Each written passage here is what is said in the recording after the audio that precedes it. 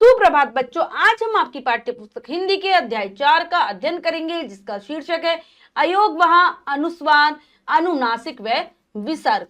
तो चलिए पाठ को पढ़ते हैं और जानते हैं इन सभी के विषय में विस्तार पूर्वक क्या होते हैं, किस प्रकार से इनका प्रयोग किया जाता है। पाठ को शुरू करते हैं। अध्याय 4 अयोगवहा, अनुस्वार, अनुनासिक व विसर्ग।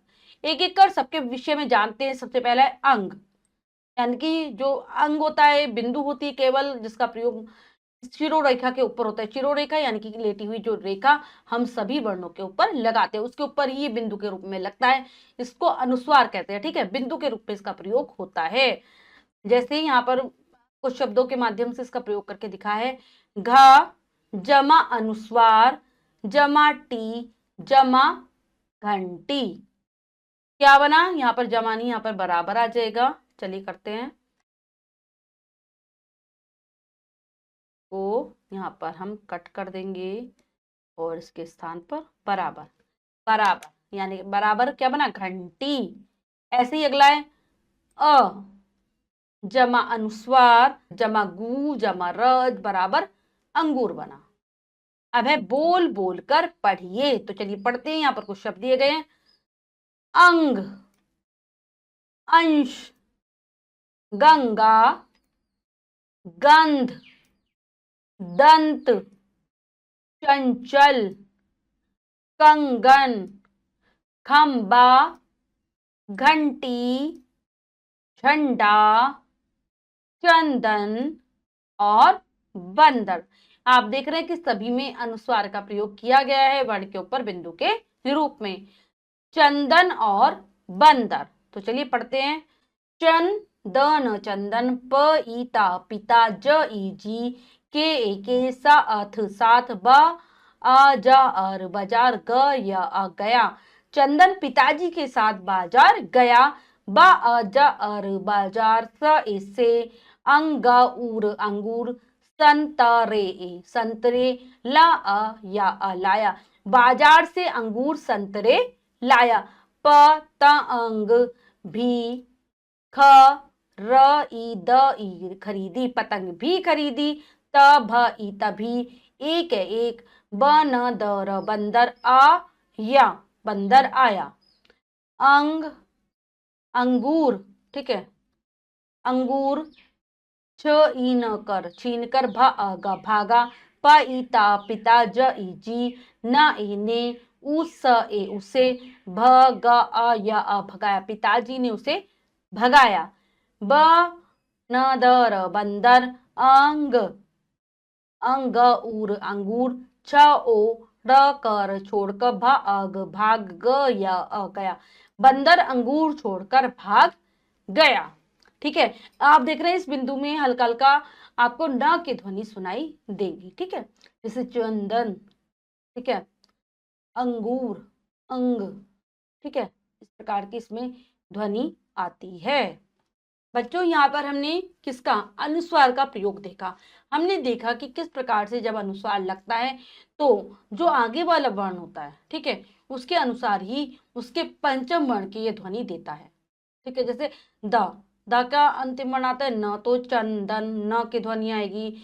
अब पतंग, पतंग आगे वाला वर्ण क्या है? ग, तो लास्ट वाला इनका पंचम वर्ण होता है अंगा, तो पतंग अंग की ध्वनि आती है। ठीक है, ऐसे ही ता है तो ना की ध्वनि आती है। अंतिम पंचम वर्ण क्या है? न। ठीक है, उस प्रकार से इसकी ध्वनि होती है अनुस्वार की। और वायु हमारी केवल नाक से निकलती है जब हम इसका उच्चारण करते हैं। अब हमारा इसी पाठ के अंतर्गत अगला प्रकरण है चंद्र बिंदु, या फिर हम इसे कहते हैं अनुनासिक। ठीक है, चंद्र बिंदु का ही इसका चिन्ह लगता है। जैसे उदाहरण पढ़ेंगे। अ जमा चंद्र बिंदु जमा गु जमा ठी अंगूठी। सा जमा चंद्र बिंदु जमा प बराबर सांप। बोल बोल कर पढ़िए। ऊंट, गूंज, मूछ, बूंद, कांच, सांस, अंगना, चांद, चांदी, कुआ, उंगली, बांसुरी। ठीक है, ये आपको अच्छे से पढ़कर सीखना है कि कैसे इनका उच्चारण किया जाता है। अब आता है खुशी का एक दिन। ठीक है, यहाँ पर अनुच्छेद की तरीके से दिया गया है। आलू, आलू क एके पराठे, आलू के पराठे। बूंदी का, रायत रायता। और आंवले, आंवले का अचार, अचार। जैसी, जैसी। मनपसंद, मनपसंद। चीजे, चीजें। देख, देख। आंचल, आंचल। चहक, चहक। उठी। आलू के पराठे, बूंदी का रायता और आंवले का अचार जैसी मनपसंद चीजें देख आंचल चहक उठी। खाना, खाना। बहुत, बहुत। ही बढ़िया, बढ़िया था, खाना बहुत ही बढ़िया था। खाना, खाना। खाने, खाने। के बाद, बाद। सबने, सबने। मूंगफली, मूंगफली। और गजक, गजक भी। खाई, खाई। खाना खाने के बाद सबने मूंगफली और गजक भी खाई। बच्चों, हमने सीखा कि किस प्रकार से अनुनासिक का उच्चारण किया जाता है और किस प्रकार से उसका प्रयोग लेखन में किया जाता है। वर्तनी हमने देखी किस प्रकार से इसकी होती है। आप बार बार उच्चारण करके देखेंगे तो आप सही से उच्चारण करना सीख जाएंगे अनुनासिक का। अब इसके बाद हमारा जो अगला प्रकरण है वो है अह विसर्ग। ठीक है, दो बिंदुओं के रूप में रहता है। छ जमा विसर्ग बराबर छ। ना जमा म जमा विसर्ग नमः। बच्चों, जब भी हम इसका विसर्ग का उच्चारण करते हैं हमें ह की ध्वनि सुनाई देती है। बोल बोल कर पढ़िए, तो चलिए पढ़ लेते हैं। शनहि, शनहे। स्वलतः, अंततः। स्वतः। निसंदेह। पुनः। दुहुक। निसंकोच। ठीक है, ये हो गया हमारा उच्चारण। अब पढ़ते हैं एक अनुच्छेद। प्रातः काल। अब प्रातः, प्रातः। काल, काल। हो गया, गया। अब प्रातः काल हो गया। सूरज, सूरज। पुनः, पुनः। निकल, निकल आया। सूरज पुनः निकल आया। च नहीं, च नहीं। कलियां, कलियां। खिली, खिली। शना, शना। कलियां खिली। अतः, अतः। अब। उठ, उठ। जाओ, अथे अब उठ जाओ।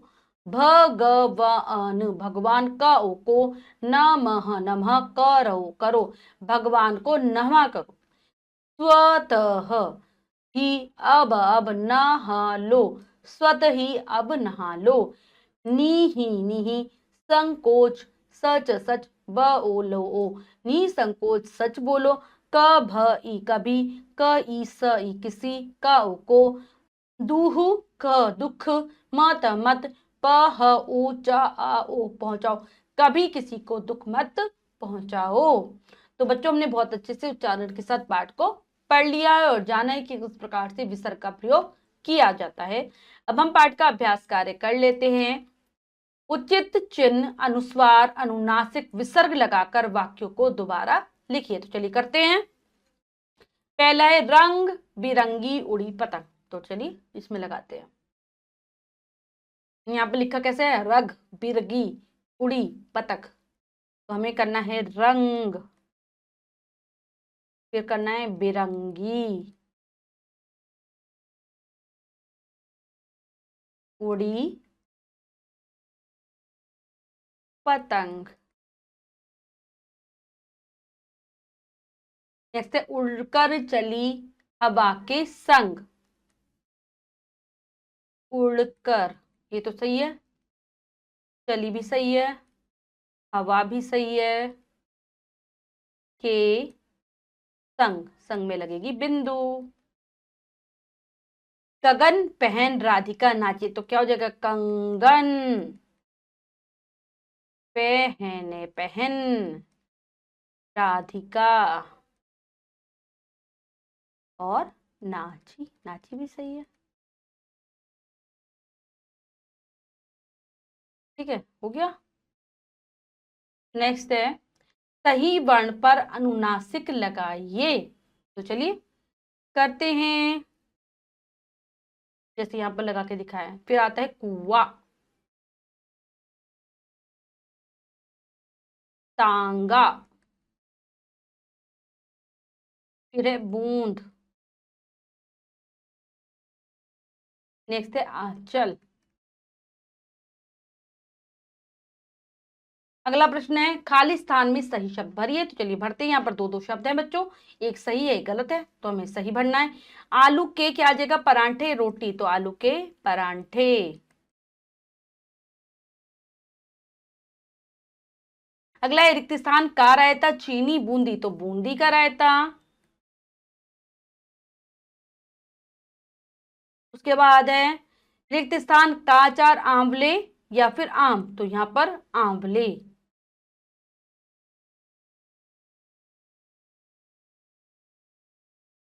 आंवले का अचार। फिर है सबने रिक्त स्थान खाई मूली मूंगफली, तो क्या आ जाएगा मूंगफली, मूंगफली। सबने मूंगफली खाई।